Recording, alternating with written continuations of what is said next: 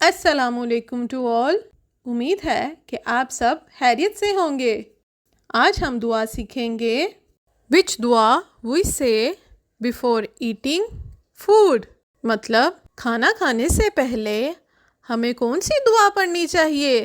کھانے کی دعا ہے بسم اللہ و اعلی برکت اللہ.